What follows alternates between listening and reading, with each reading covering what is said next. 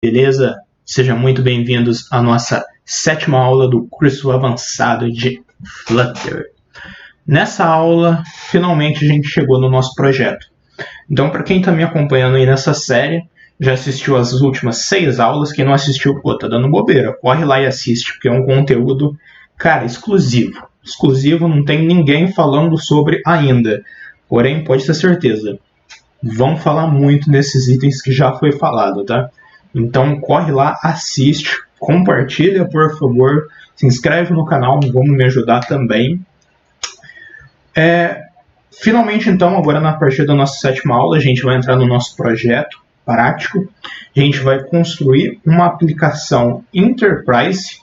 Então a gente vai ver todos os conceitos realmente que a gente utiliza dentro de empresas.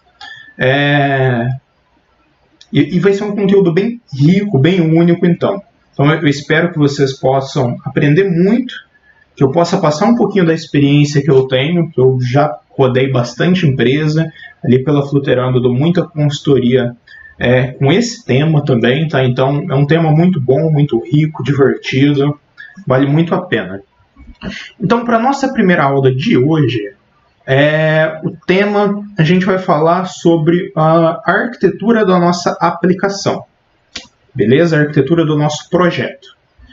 Então, eu vou começando dando uma base teórica sobre ali, padrões de arquitetura realmente, tá? De projeto, padrões de projeto. E logo em seguida, depois, a gente vai desenhar aqui como vai ser a arquitetura desse nosso projeto. Beleza? Então, eu vou apresentar um pouquinho de cada arquitetura, prós e contras, e vamos entrar aí e vamos discutir realmente como que vai ser. Beleza? Bora lá. Então, perdão, tá? Eu tô olhando aqui pro lado porque eu tenho uma colinha minha, só por isso. Nosso primeiro tema vamos começar falando de monolito. O que é o monolito? Lá nos primórdios da programação, quando você eu e muita gente começou, o que era mais padrão era a gente começar a desenvolver soluções do tipo monolito. O que é uma aplicação do tipo monolito? Vai ser uma aplicação que ela vai ter uma única base de código, certo? Um único repositório, e tudo que você precisar vai estar dentro ali dessa aplicação. Então você não depende de praticamente nada ali externo, você não quebra a sua aplicação, ela fica toda a sua lógica, todo o seu domínio está centrado em um lugar só. Quais são as vantagens desse padrão? A vantagem principal é que você não precisa se preocupar em ter N repositórios. Você tem um repositório, você tem um lugar só para acessar seu código. Você tem um fácil debug ali, você não precisa fazer um malabarismo para falar com outros serviços, tudo que você precisa está ali dentro. Você tem um fácil merge, você tem um fácil acesso ao código em geral. Ok? Conforme os projetos foram crescendo, veio uma tendência muito do back-end, tá? Note que a gente do Flutter, a gente fala muito, a gente é front-end. Mas eu vou trazer aqui uma noção de back para vocês entenderem. Então, no back, depois de um tempo, surgiu o conceito de microserviço. O que é um microserviço? Então, o microserviço, o pessoal viu ali que em algumas aplicações o monolito estava ficando complicado muitas equipes trabalharem no mesmo projeto com a mesma base de código-fonte. Então, o que fazia sentido? Vamos quebrar, distribuir aqui um pouquinho de responsabilidade, vamos pegar o monolito, quebrar ele em vários pedacinhos e vamos tacar esses pedacinhos, distribuir. Cada equipe vai trabalhar nele individual. Esses microserviços conseguem conversar entre si, ou tem um cara lá em cima que vai fazendo aí o gateway, a comunicação entre todos eles.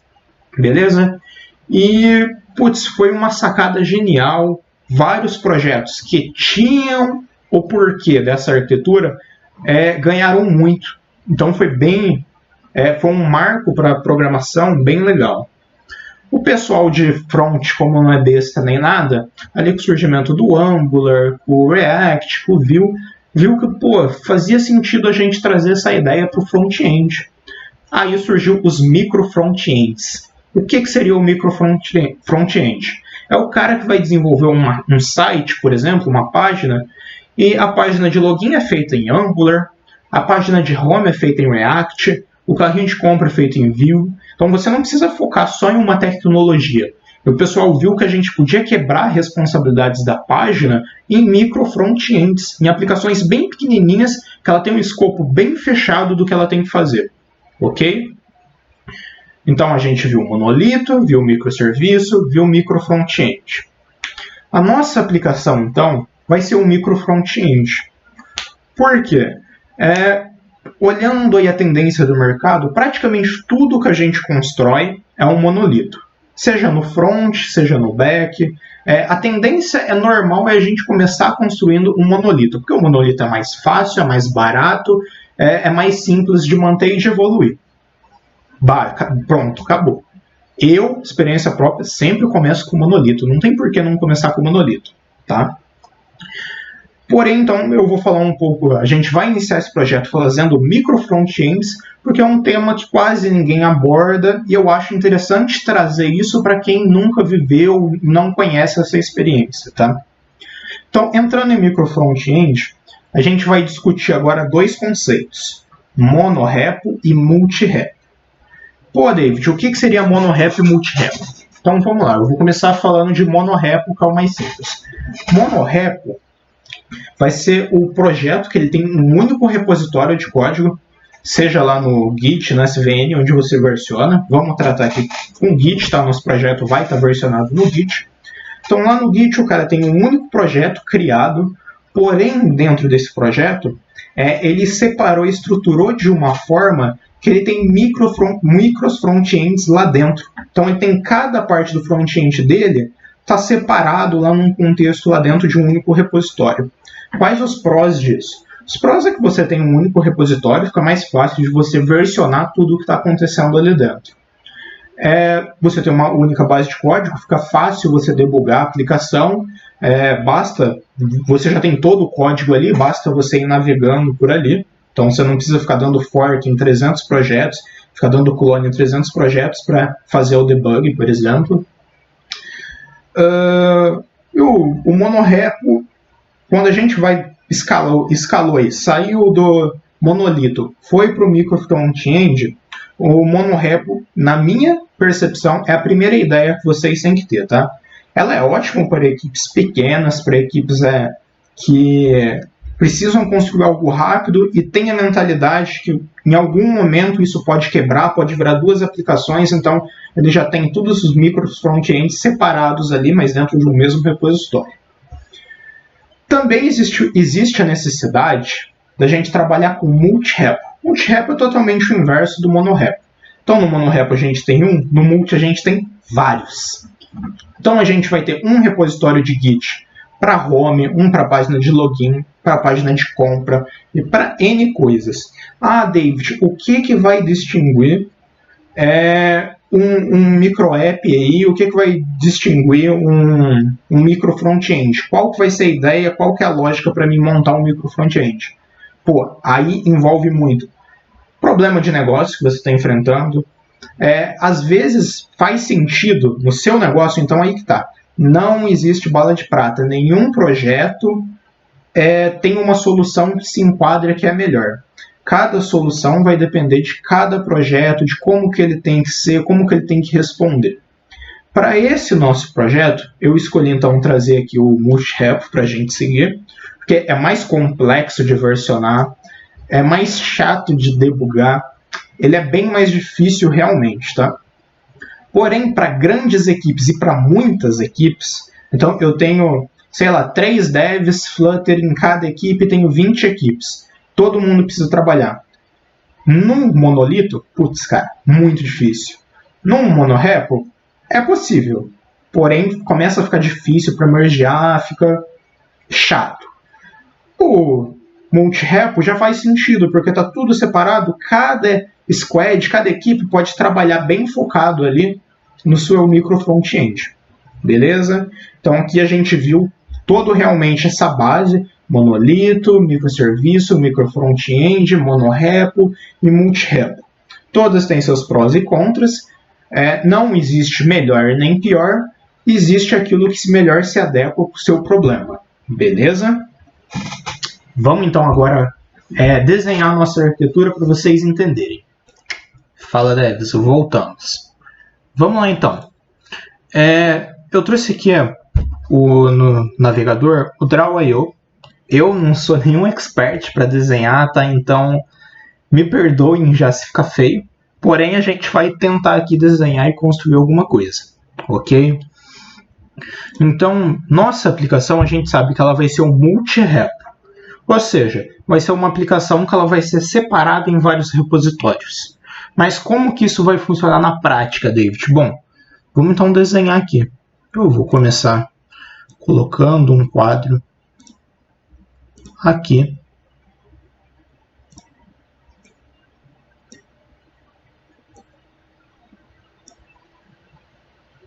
Se essa parte, pessoal, ficar muito lenta, depois eu vou acelerar o vídeo, eu vou pedir que vocês também acelerem, tá? Não tem erro não, porque realmente não é o meu forte, ok?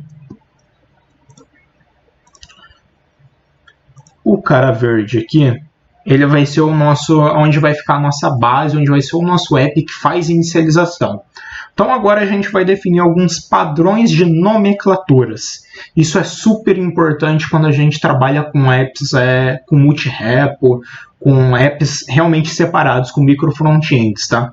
Então, para cada organização, cada empresa, cada projeto, você vai precisar aí ter uma tendência, ter um nome que sua equipe entende. Que ela bate o olho, ela sabe, putz, isso aqui é um app, isso é um micro app, isso é um package, isso é uma lib, isso é uma dependência externa. Ok? Então eu vou propor aqui um padrão para vocês que eu utilizo, porém existem lugares que eu também utilizo com nomes diferentes porque a organização precisa entender. Sempre busca o que for mais fácil do seu time entender, tá? Não precisa complicar porque a gente não quer complicar. Então, eu vou trazer aqui pra gente o Base App. Já eu dou um zoom, depois eu vou exportar a imagem vai estar lá no Git, logo na sequência, tá? Então, o nosso Base App, ele vai ser o ponto principal que vai fazer a inicialização do nosso app. Então, ele vai ser... Deixa eu pegar um texto e colocar aqui. Ele vai ser o cara que vai ter um Flutter Create Base App, por exemplo. Ok? Ele vai ser o cara que a gente vai rodar o comando realmente para criar o nosso projeto. Então, ele é o principal, é da onde tudo inicializa. Ele vai conhecer todos os micro apps. Porém, os micro apps a gente vai entender ali que eles não conversam entre si. Ok? Então, beleza. Criamos isso aqui, já tá bom. Vamos agora continuar aqui nosso projeto.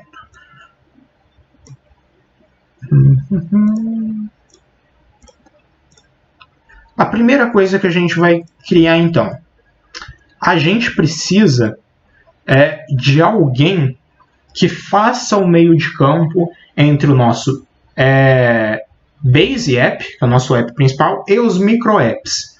Por quê? Porque a gente precisa de alguém que imponha para os micro apps protocolos que eles devem seguir, então como inicializar as rotas, como funcionar e tudo mais. E o Base App, o nosso Base App também vai seguir esse cara para entender todo mundo que tem ali, ok? Então esse cara realmente é o core da nossa aplicação. Então a gente vai chamar ele de microcore.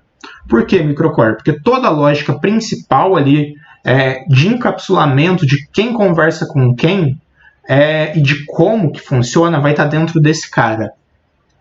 Então vamos chamar ele de microcore. Por que microcore? Micro, que vai ser um micro front-end, core, que tem então toda a nossa lógica base que vai ser compartilhada, que todo mundo deve seguir. Logo em seguida, a gente pode começar agora a criar os nossos micro apps. A nomenclatura que eu vou propor para vocês é micro, underline, app, underline, o nome daquilo lá. Por que, David, essa nomenclatura? Nas minhas experiências, isso fez sentido. Qualquer pessoa que lê sabe que se trata de um micro app e o que ele faz. Ok? Sabe que o micro core, não micro app, tem toda a lógica core que precisa fazer funcionar. Então vamos começar pelo micro app login, por exemplo. Vamos colocar mais uma aqui. Eu vou colocar só algumas, que é só para a gente pegar a ideia, tá? Não é realmente para a gente sair fazendo toda a nossa aplicação aqui. Então, tem o microcore, tem o micro app home. Vamos criar só mais um. Vai ser o chutar profile. Então vai ser o nosso perfil, ok? Então legal, David. A gente tem o microcore, tem o micro app, mas como que esses caras aqui vão se comunicar? Então, a princípio, todo mundo vai se comunicar da seguinte forma, tá? Se eu apanhar aqui, vocês me perdoem, porque não é fácil, não. Pô, ficou legal. Então, aonde vocês vê essa setinha dupla, essa seta dupla, significa que um enxerga o outro, ok? Quando vocês verem a setinha normal, que eu vou colocar aqui agora, que vai sair do microcore, vocês vão entender que o microcore, somente ele enxerga os microapps. O microapp não manipula ele ali. Então, esse é o sentido que tem que acontecer. No microapp até faz sentido, tá pensando bem aqui, eu estou montando essa arquitetura com vocês aqui agora. Elas não tem muito esquema, não. Faz sentido os microapps conhecerem o core. Então, vamos mudar isso aqui. Faz sentido, realmente. Vamos mudar para uma setinha bidimensional aqui que todo mundo se conhece. Acho que vai fazer mais sentido. Se a gente sentir que não precisa, a gente impõe aqui uma restrição no futuro. Ok?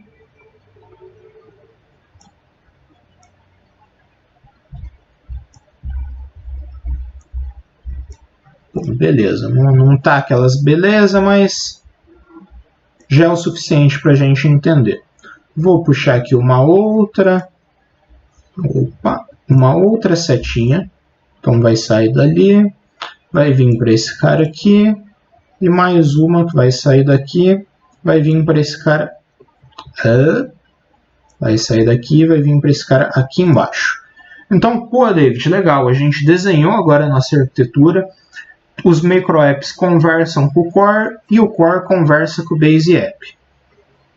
Acho que tá bacana, tá dando para entender. Se depois vocês não entenderem, me procura que a gente discute, tá? Isso aqui não é uma arquitetura fechada nem nada. Isso é só um modelo que eu estou propondo para vocês. Esse cara aqui, como que a gente cria os nossos micro apps?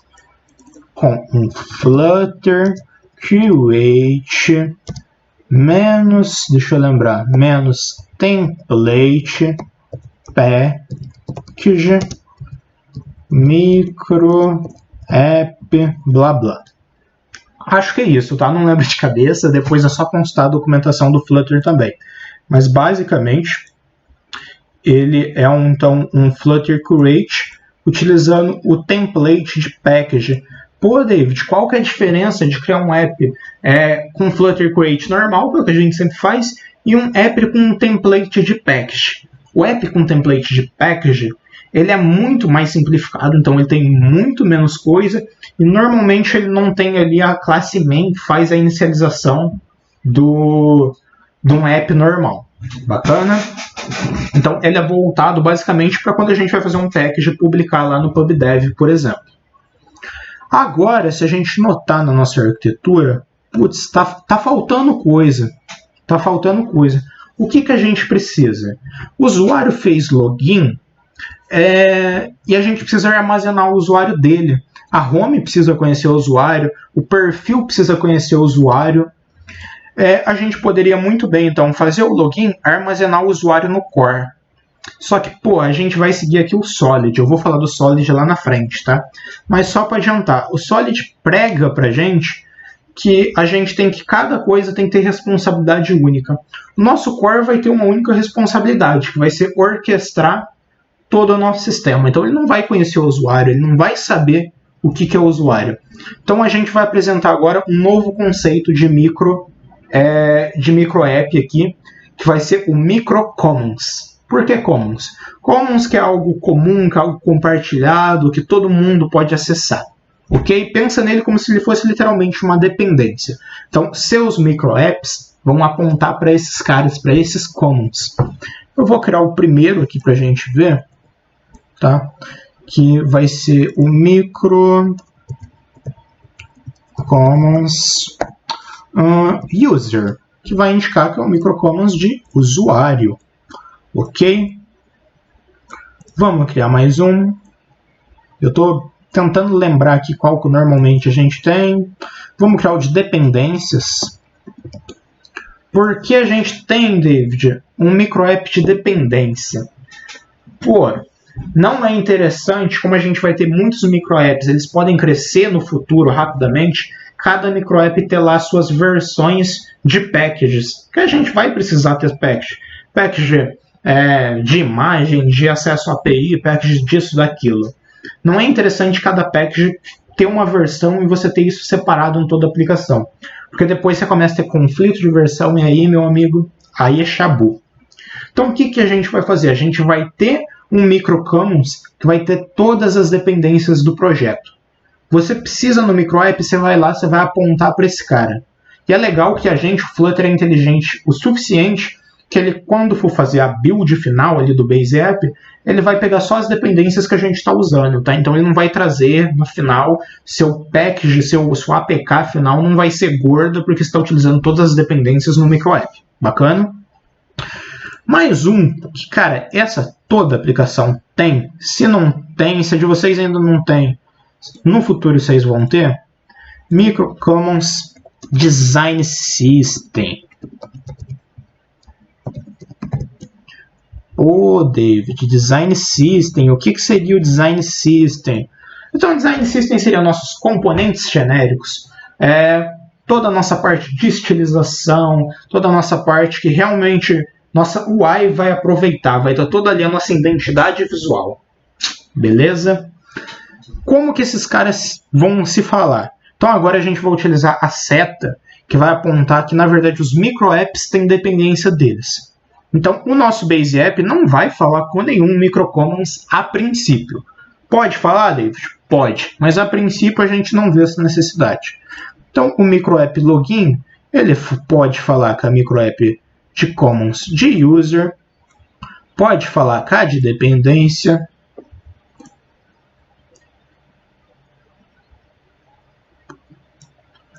e possivelmente, como vai ter o login, né, a página de login, ele vai falar com a Design System também. Vou puxar só mais uma setinha aqui. O microapp de profile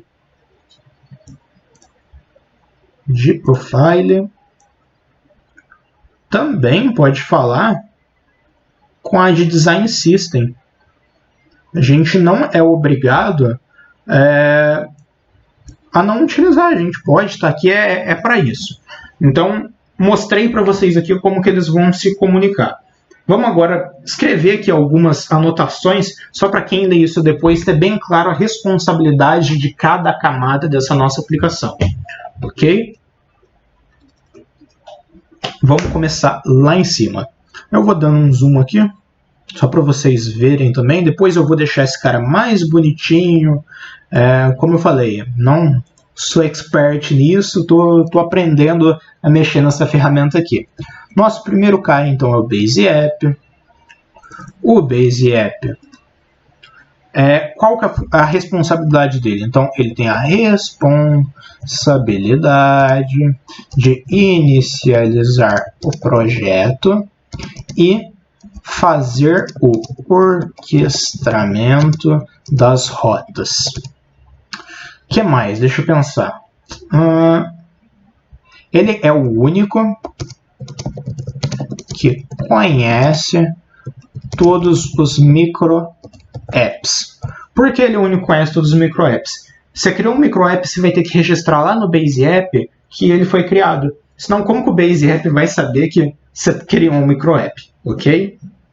Como que a gente importa? Lá pelo PubSpec, import de package, apontando para o repositório Git, não tem segredo, ok? A gente vai ver isso na prática também.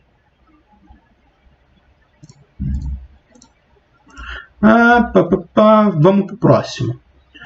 Nossa próxima definição, vamos definir aqui o microcore. Então, qual que é a responsabilidade do microcore, David? Ele, deixa eu pensar, ele é responsável por fazer o meio de campo entre o nosso Base App e os micro apps. Ok? Então, essa é a única funcionalidade desse cara. Esse cara não pode fazer mais nada que isso, a princípio. Se no futuro ele precisar, a gente vai sentar de novo e vamos discutir. Ok? Deixa eu pensar o que mais. Ele tem os mecanismos necessários para registrar as rotas. Então, como todo mundo ali vai se conversar, esse cara aqui sabe disso e ele sabe fazer a navegação.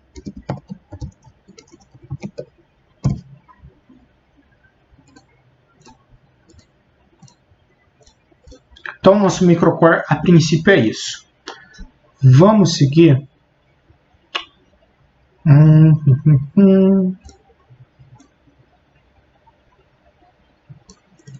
Vamos falar agora sobre os micro apps. Então, micro apps.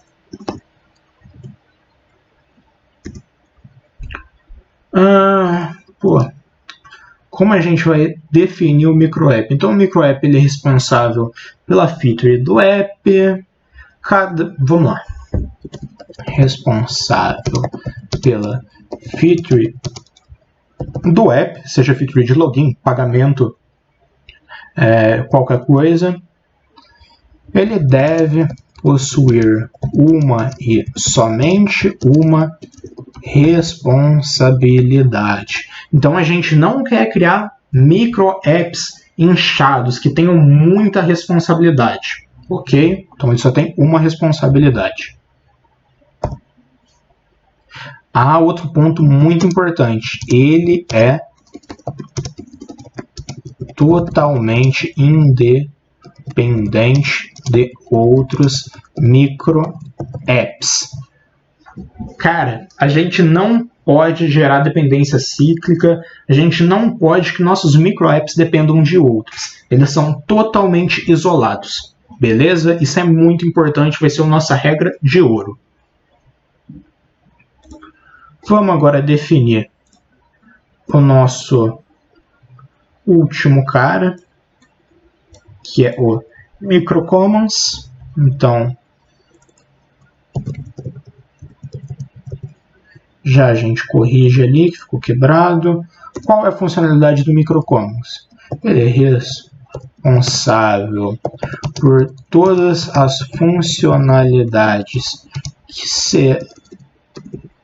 que serão compartilhadas entre os micro apps. Então, toda vez que a gente precisar compartilhar alguma coisa, é um microcommons que a gente vai envolver. A gente não chama outro micro app, por favor. Eles também são as únicas dependências dos micro apps. Então, o nosso micro app não pode, na nossa arquitetura, chamar uma dependência externa. Ele tem que sempre chamar um microcommons. Se é um microcommons de dependências, é um microcommons de design system, não importa. Ele sempre tem que chamar microcommons e não dependências externas.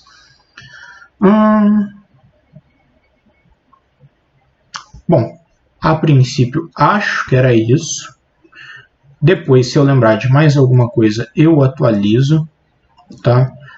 A frufruzagem, deixar bonitinho, eu vou fazer isso depois, assim que terminar essa aula, que eu não quero segurar ainda mais vocês. Essa aula ficou grande, né? Eu espero que realmente vocês tenham entendido. Se tiver qualquer dúvida, me chama lá no LinkedIn, vamos bater um papo, me chama ali no Telegram da Fluterando, me chama no Discord da Fluterando, estou sempre online, fico à disposição. Se tiver qualquer dúvida, me chama. Então, na próxima aula, a gente vai começar a criar todo esse projeto, a gente vai criar ele do zero realmente. Eu ia trazer já tudo ele desenvolvido, mas eu preferi não trazer desenvolvido, porque eu entendi que fazia mais sentido a gente criar junto. Então as aulas vão ficar grandes. Depois eu vou pedir o feedback de vocês, se as aulas estão ficando grandes, se eu quebro em partes menores, o que vocês acham, beleza? Então para hoje era isso, espero vocês na próxima aula. Na próxima aula a gente começa a construir tudo isso. Até mais, falou! Ah, recado final, lembrando que a gente vai construir tudo sem package nenhum, tudo do zero. Eu tenho exemplo de tudo isso lá no meu GitHub com package, mas a gente vai fazer sem package, ok? Então, abraço, até mais.